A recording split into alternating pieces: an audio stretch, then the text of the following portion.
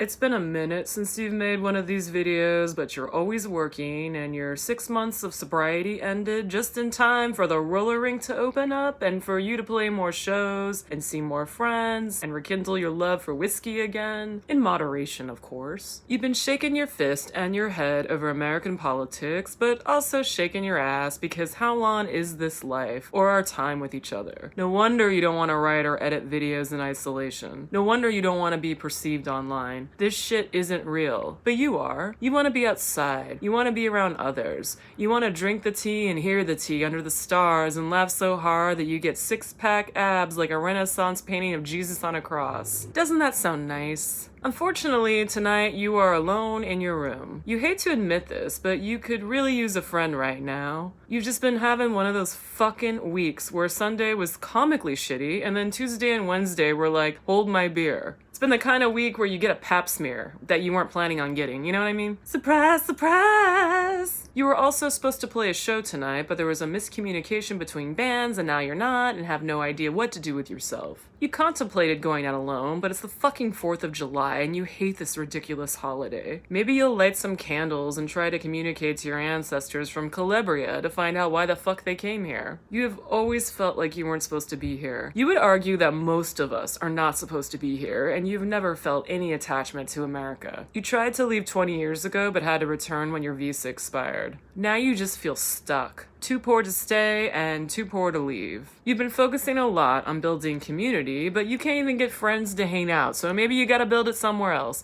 Who the fuck knows? Though recently, the hot Italian man that left you on red a year ago is hot on your trail again. You saw his name pop up on your phone when you were at work, and it was like you saw a ghost, because you did see a ghost, because where the fuck has he been for a fucking year? It doesn't matter. He's representing a very rich fantasy in your head, finding a lover with dual citizenship. That said, you're not taking his sudden interest very seriously given his previous track record. You also don't care about any old love interest, new love interest, or potential love interest. You're pretty over it. Nobody is ever quick enough, funny enough, brave enough, weird enough, clever enough, chill enough, busy enough, available enough, complicated enough, except for when they are in that moment, and you live for that moment, but that moment is often just a reflection of your projection. You usually fall for your idea of someone and not who they actually are, because finding out who somebody actually is takes time, and men have no time and are often full of fucking shit. The lies they tell you and themselves to get into your bed. Who even are they? Is it just the same Scooby-Doo shtick forever and ever where the mask comes off and you're like, I should have known! Why, it's Mr. Wickles from the county museum! Every fucking time, you swear to fuck. You wonder what's behind the Italian man's mask. Maybe he's not wearing one.